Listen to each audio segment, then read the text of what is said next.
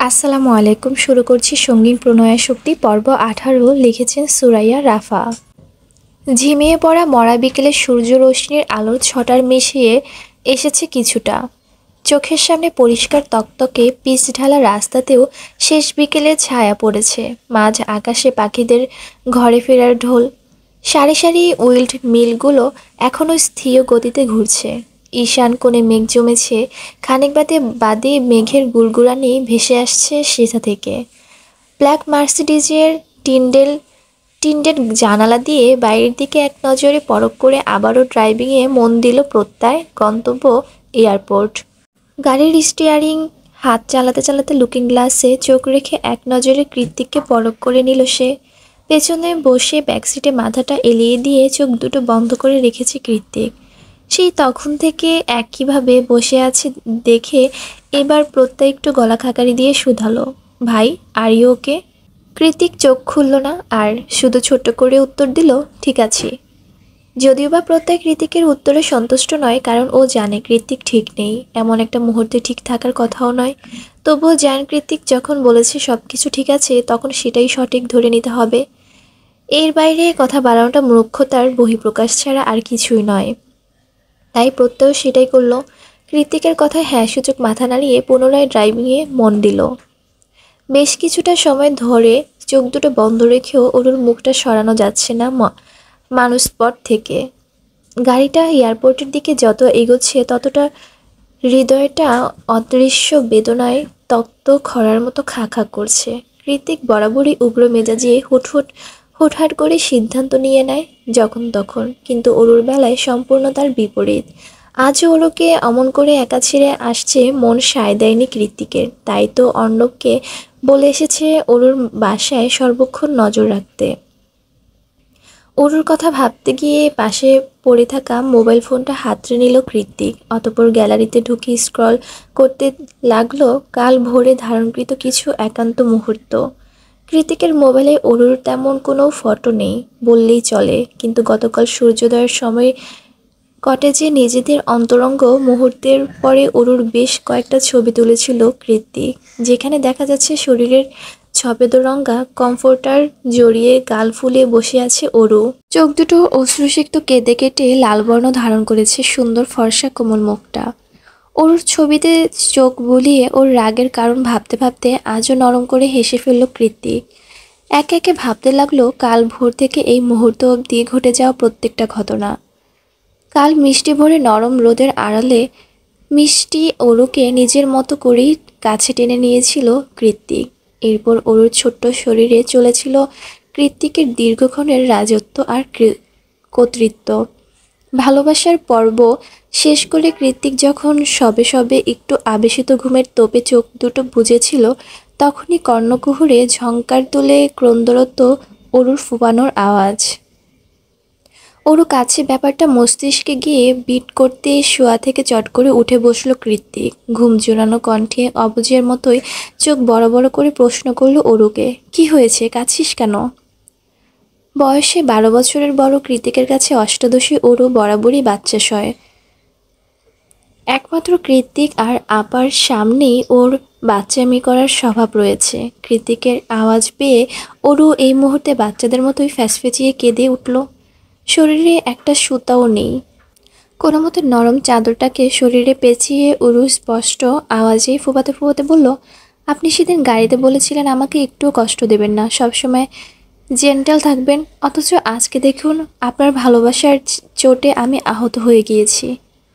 অরুর কথায় কৃত্তিক উদ্বিগ্ন হয়ে শুধালো, বেশি লেগেছে, ডক্টরের কাছে যেতে হবে? অরু দাঁত কটমুটিয়ে বলল, চুপ করুন বেহায়া লোক, এইসব অসুস্থতা নিয়ে কেউ ডক্টরের কাছে যায়? কেউ না গেলেও তুই যাবি, কারণ তোকে নিয়ে আমি একটুও রিস্ক নিতে চাই না। এমনিতেও এসবের জন্য তোর বয়সটা অনেক কম। কৃত্তিক কথা শেষ করে অরুকে কোলে নেওয়ার জন্য উদ্যত হলে অরু হুড়মুড়িয়ে খাট থেকে নেমে যায়। তবে বিছানা ছেড়ে নেমে গিয়ে মুখ খুব একটা সুবিধা করতে পারল না বেচারি। পা দুটো অবশ হয়ে থাকার দরুন কমফোর্টার সহই ধপ করে বসে পড়ল মেঝেতে। অরুর এহেন নাজেহাল অবস্থা দেখে ঠোঁট টিপে হাসি সংবরণ করল কৃত্তিক। অতঃপর এগিয়ে গিয়ে ওরুকে পুনরায় বাহুবদ্ধ করে কোলে তুলে ওর কানের কাছে মুখ নিয়ে হাসকি টানে হিসিয়ে বলল, আগেই বলেছিলাম তোকে ডার্ক রোমান্সে আমার বেশ পছন্দ। কৃতিকের কণ্ঠে ঘোর মাদকতা, চোখ দুটোতে কামনার জোয়ার। ওর এমন দ্রুত নিঃশ্বাসের ভরকে যায় ওরু, শুষ্ক ঢোক গিলে শুধায়, কি হয়েছে আপনার?" ওরুকে বিছানায় ছুঁড়ে ফেলে দিয়ে তপ্ত আওয়াজে কৃতিক বলে, baby, from now on I won't be gentle anymore, be a good girl, okay? Oru হকচকিয়ে উঠে বলল, কি? ওরুর আশ্চর্যের সীমানা তুঙ্গে নিয়ে ঠোঁটের কোণে একটা ক্রুদ্ধ হাসি ঝুলিয়ে বেড সাইডে টেবিলের ড্রয়ার থেকে একটা হ্যান্ডকাফ বের করতে করতে কৃতিক বলল, ভয় নেই, আমার সাথে থাকলে অভ্যাস হয়ে যাবে। রিসোর্ট থেকে বাড়িতে ফিরে বেলা 12টার দিকে পুরোপুরি ফর্মাল গেট আপে রেডি হয়ে রুম থেকে বেরিয়েছে কৃতিক। অ্যাক্সিডেন্টের কারণে বেশ অনেকদিন ভার্সিটিতে যেতে পারেনি ও। গতকাল উইকএন্ড ছিল বলে বাড়িতেই সময় কাটিয়েছে। আর আজ হুট করেই ডিপার্টমেন্টের প্রফেসরদের মিটিংয়ে জরুরি তলব পড়েছে ওর, না গেলেই নয়। তাই তো ওরুকে নিয়ে দ্রুত বাড়িতে ফিরেছে কৃতিক। তবে বিপত্তি ঘটেছে ওরুকে নিয়ে। সেই যে রিসোর্টে বসে রাগ করে গাল ফুলিয়েছে, এখনও সেভাবে বসে আছে। ওরুকে কাছে অবশ্য রাগ করার যথাযথ যুক্তি রয়েছে, তবে কৃতিকের মতামত অনুযায়ী নিজেকে সামলাতে না পারলে আমার কি করণীয়? হলরুমের কাউচে বসে টিভি দেখতে দেখতেই ওর চোখ গেল কৃতিকের দিকে। শরতের আকাশের মতো লাইট ব্লু শার্টের ফুল স্লিভ হাতার বোতামগুলো বেশ মনোযোগী দৃষ্টিতে লাগাতে লাগাতে নিচে নামছে কৃতিক। কাঁধের একপাশে ঝুলে আছে ল্যাপটপ ব্যাগ। আজ অনেকদিন পর ক্লিন শেভ করায় ওকে দেখতে অন্যরকম সুদর্শন লাগছে। কৃতিককে আর চোখে এক ঝলক পরখ করে ভেতরে ভেতরে জমিয়ে রাখা রাগটা আবারও মাথায় চড়ে বসলো ওরুর। তৎক্ষণাৎ মুখ ঝামটি দিয়ে কৃতিকের দিক থেকে চোখ সরিয়ে টিভির দিকে তাকিয়ে বিড়বিড়ালো ওরু, দয়া মায়াহীন, নির্দয় পাষাণ, সাইকো, বদমাশ লোক। ওরুর এত অভিযোগ আর গালাগাল বোধহয় কৃতিক শুনেও শুনল না, বরং এগিয়ে এসে ওরুর কপালে টকাশ করে একটা গভীর চুমু খেয়ে নির্লিপ্ত কণ্ঠে শুধালো, ব্যথা কমেছে জান? অরুর জবাব না দিয়ে অন্যদিকে মুখ ঘুরিয়ে নিল। অরুর কাণ্ডে কৃতিক জল শক্ত করে বলল, ইগনোর করা আমার পছন্দ নয় অরু। তুই আমাকে যা খুশি বল, সমস্যা নেই। আমার উপর জিদ ফলাতে নিজের হাত ব্যবহার কর, তাতেও সমস্যা নেই। কিন্তু আমাকে ইগনোর কিংবা রিজেক্ট করার দুঃসাহস দেখাবি না আর, কখনোই না। অরু এবার মাথা নিচু করে মিনমিনিয়ে বলল, আপনি আমাকে কষ্ট দিয়ে আনন্দ পান, তাই না? কৃতিক ওর চিবুক ধরে ওর মাথাটা তুলে চোখের মধ্যে চোখ রেখে বলল, তুই আমার সম্পত্তি বেবি, তোর সব কিছু আমার জন্য বিলং করে। যেভাবে খুশি তোকে সেভাবে আদর করলে অধিকার রাখি আমি। এটাতে যত দ্রুত পজিটিভলি নিবি, তত তাড়াতাড়ি তোর কাছেও সব কিছু স্বাভাবিক মনে হবে। কথা শেষ করে নতুন উদ্যমে ওর দুগালে চুমু খেয়ে গটগটিয়ে বেরিয়ে গেল কৃতিক। ওর শরীরটা সত্যি সত্যি ভালো নেই। সকাল থেকে জ্বর জ্বর ভাব, শরীর ম্যাজ ম্যাজ করছে। আগের রাতে না ঘুমানোর দরুন মাথাটা ধরে আছে খুব। এই মুহূর্তে বিশ্রাম নেওয়াটা বড্ড জরুরি। তাই কৃতিকের অর্ডার করে রেখে যাওয়া খাবার আর ওষুধ খেয়ে হলরুমে চাদর টেনে ঘুমিয়ে পড়ে ওরু। একটা দুঃস্বপ্নের মাঝপথে আটকে গিয়ে অরুর যখন হুট করে ঘুম ছুটে যায়, তখন সূর্য ঢুলে পড়েছে পশ্চিম আকাশে। দুঃস্বপ্নের পরিণতি জানার সাহস কিংবা ইচ্ছে কোনোটাই নেই ওর। অগত্যায় ধরফরিয়ে শোয়া ছেড়ে উঠে বসলো অরু। ঠান্ডার মধ্যেও শরীরটা ঘামে ভিজে জবজব করছে, হাঁপুড়ের মতো উঠানামা করছে শ্বাস প্রশ্বাস। ভয়ে জর্জরিত চুপসে যাওয়া মুখমণ্ডলটাকে বেশ অনেকক্ষণ লাগলো স্বাভাবিক করতে। কিছুক্ষণ একইভাবে বসে থেকে হাতের পিঠ দিয়ে কপালে ঘামটুকু মুছে চারিদিকে চোখ বোলালো ওরু। রুমটা অন্ধকারে ছেয়ে আছে, হয়তো কৃতিক এখনও ভার্সিটি থেকে ফেরেননি। অন্ধকার রুমে আনাচে কানাচে লেজ গড়িয়ে ঘুরে বেড়াচ্ছে বিড়ালছানা ডোরা। কৃতিকের বাড়ি ফিরে ফ্রি সার্ভিসে আগের থেকে বেশ নাদুস নুদুস হয়েছে সে। এ বাড়িতে আসার পর অনেক দিনের মাথায় সুস্থ সবল টকবকে ডোরাকে দেখে বেশ আশ্বস্ত হয়েছিল ওরু।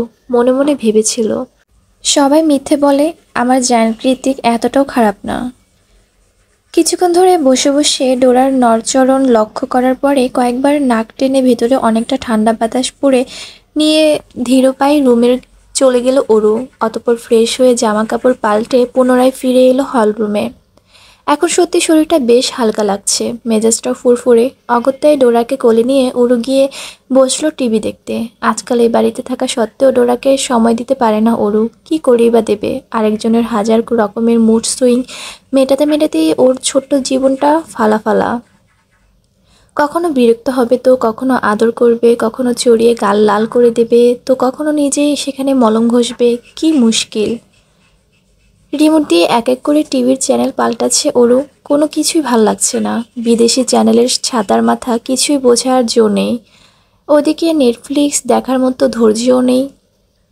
ওরও যখন টিভির চ্যানেলে পাল্টাতে গভীর মনোযোগী, তখনই বাড়িতে ফিরে কৃত্তিক। হলরুমে এক মুহূর্ত অপেক্ষা না করে সোজা সিঁড়ি ডিঙ্গিয়ে রুমে গিয়ে গলা উঁচিয়ে ডাকতে শুরু করে ওরুকে। ওরু, আয় ওরু, ডাকছি আমি, রুমে আয়। সকালের রাগে এখনো ভাটি পড়েনি অরুর, তার উপর এখন আবার উদ্ভ্রান্তের মতো রাগে রাগে গলায় ডাকছে কৃত্তিক। কৃত্তিকের চোখের সামনে পড়লেই সকালের কথা মনে পড়ে যায়। লজ্জা আর অভিমানে দুটোই তরতরিয়ে বেড়ে যায় তৎক্ষণাৎ। এই জন্যই হয়তো অরু আর বেডরুমের দিকে পা বাড়ানোর সাহস পেল না। চুপচাপ ঘামটি মেরে বসে রইল কাউচের উপর। ওদিকে অরু রুমে আসছে না দেখে কৃত্তিক রাগে ফসফস করে উঠে তীক্ষ্ণ গলায় বলল, অরুর বাচ্চা, রুমে আয়, নয়তো আমি এবার নিচে এলে তোকে কাঁচা চিবিয়ে খাবো। সকালের কথা ভুলে গিয়েছিস? না, ওরও এবারও এলো না। কৃত্তিকের মেজাজ এতক্ষণ সপ্তম আসমানে উঠে এসেছে। এত তেজ কেন এই মেয়েটার? কৃত্তিক এতটুকু কোলে নিয়ে আদরই করতো ওকে, খেয়ে তো আর ফেলতো না, তাও উপরে এলো না এই ছলনাময়ী পিচ্চি অরু।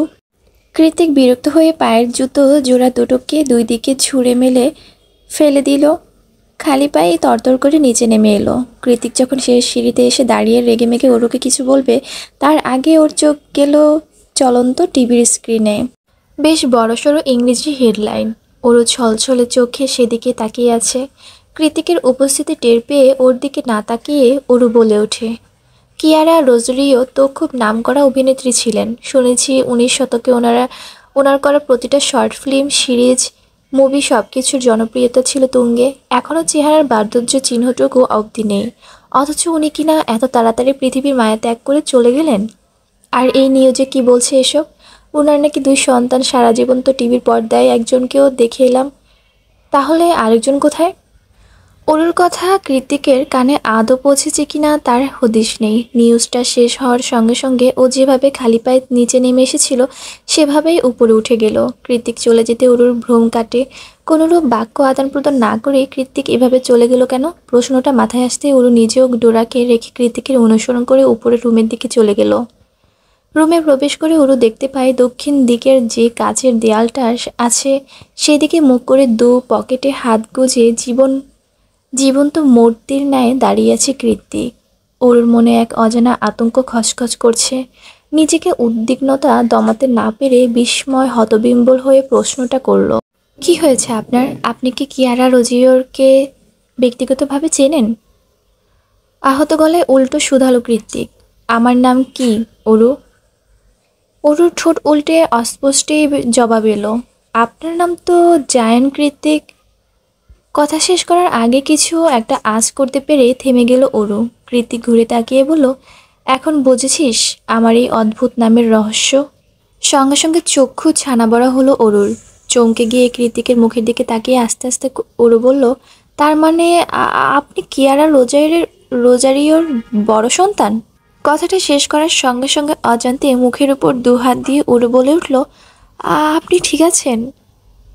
কৃত্তিক জবাব দিল না। এগিয়ে গিয়ে খাটের উপর বসে অরুকে নিজের কাছে টেনে এনে 2 হাতে শক্ত করে ওর কোমর জড়িয়ে ধরে মাথা ঠেকল অরুর ছোট্ট পেটে। ওর এমন কাতুর ব্যথাতুর স্পর্শে জমে গেল অরু। যে মানুষটা সবসময় অরুকে নিজের বুকে ঠাঁই দিয়ে এসেছে সে কিনা আজ হুট করে অরুর বুকে মুখ লুকালো। কৃত্তিকের মা মারা গিয়েছে, যেভাবেই থাকুক না কেন মা নামক নারীর টানটুকু পৃথিবীর বুকে তো অন্তত জীবিত ছিল। আর আজ সেই বিনে সুতোর বাঁধনটাও ছিন্ন হলো। কৃত্তিকের কষ্ট পাওয়াটা অস্বাভাবিক কিছু নয়।